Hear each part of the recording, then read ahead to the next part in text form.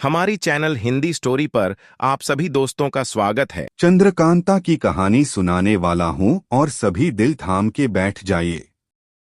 चंद्रकांता देवकीनंदन खत्री द्वारा लिखित एक ऐतिहासिक और रोमांचक उपन्यास है जो अपनी जादुई कथा और रहस्यमय पात्रों के लिए प्रसिद्ध है।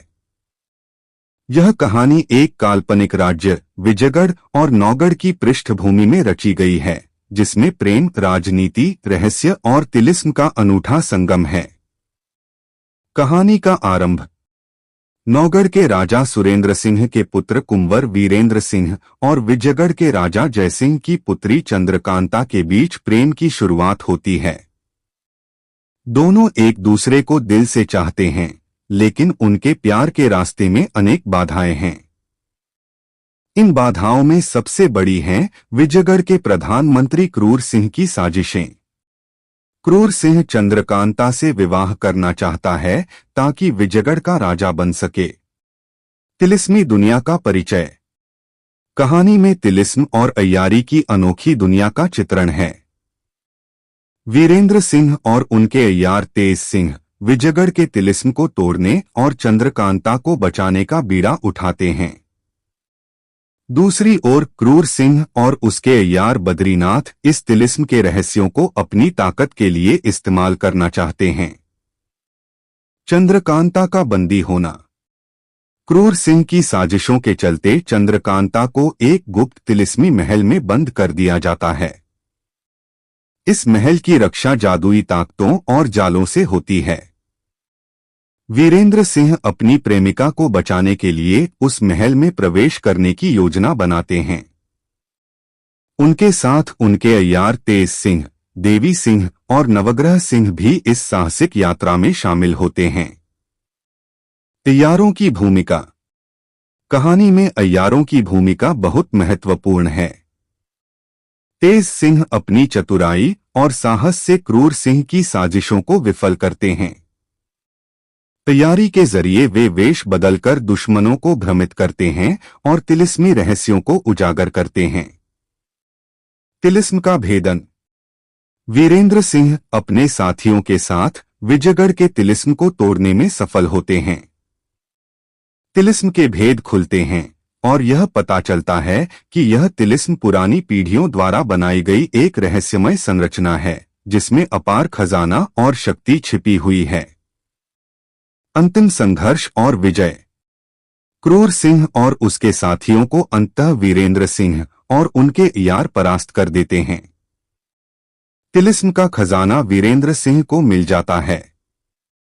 विजयगढ़ और नौगढ़ के राजा इस प्रेम कहानी को स्वीकार कर लेते हैं। प्रेम की जीत। कहानी का सुखद अंत चंद्रकांता और वीरेंद्र सिंह के विवाह से होता है। यह उपन्यास प्रेम, साहस, निष्ठा और कर्तव्य का अद्भुत संदेश देता है। तिलिस्म के रहस्यों का अनावरण। जब वीरेंद्र सिंह और उनके अय्यार तिलिस्म को भेदने में सफल होते हैं तो वहां कई अनोखे रहस्य सामने आते हैं।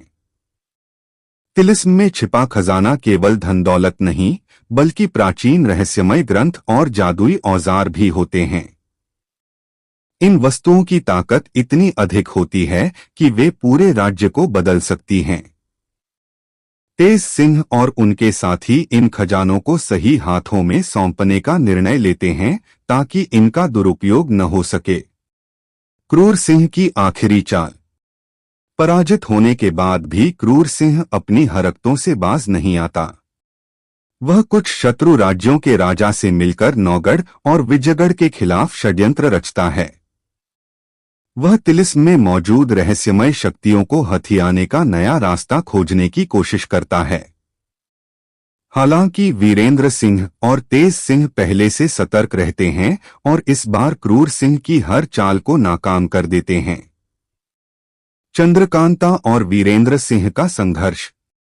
विवाह के बाद भी चंद्रकांता और वीरेंद्र सिंह की जिंदगी में चुनौतियां खत्म नहीं होती। राजमहल में षड्यंत्रकारी लगातार उनकी खुशियों को छीनने की कोशिश करते हैं। लेकिन चंद्रकांता केवल एक सुंदर राजकुमारी नहीं, बल्कि बुद्धिमान और साहसी महिला भी है। वह अपने ज्ञान और साहस से राज्य के दुश्मनों को मात देती है। नए तिलिस्म का रहस्य। कहानी उस समय और रोचक हो जाती है जब तेज सिंह को एक और तिलिस्म का सुराग मिलता है। यह तिलिस्म विजयगढ़ के पास स्थित एक पुराने किले में छिपा होता है। इसे भेदने के लिए वीरेंद्र सिंह और उनके साथियों को पहले से अधिक खतरनाक चुनौतियों का सामना करना पड़ता है। इस तिलिस्म की पहेलियां पहले से अधिक जटिल होती हैं और इन्हें सुलझाने में उन्हें अपनी बुद्धि, साहस और अय्यारी का पूरा उपयोग करना पड़ता है। राज्य की समृद्धि और न्याय। तिलिस्म का रहस्य खुलने के बाद उसमें छिपा खजाना दोनों राज्यों के कल्याण के लिए उपयोग किया जाता है। नौगढ़ और विजयगढ़ के नागरिकों का जीवन पहले से बेहतर हो जाता है।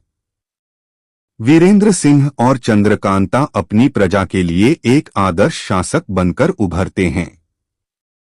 अंतिम संदेश। चंद्रकांता केवल एक प्रेम कहानी नहीं है, यह न्याय, सत्य और साहस की जीत का प्रतीक है। यह दिखाता है कि सच्चे प्रेम और ईमानदारी से हर बाधा को पार किया जा सकता है। कहानी का अंत न केवल सुखद है बल्कि पाठकों को यह संदेश देता है कि चाहे परिस्थितियां कितनी भी कठिन क्यों न हो, सत्य और प्रेम हमेशा विजयी होते हैं।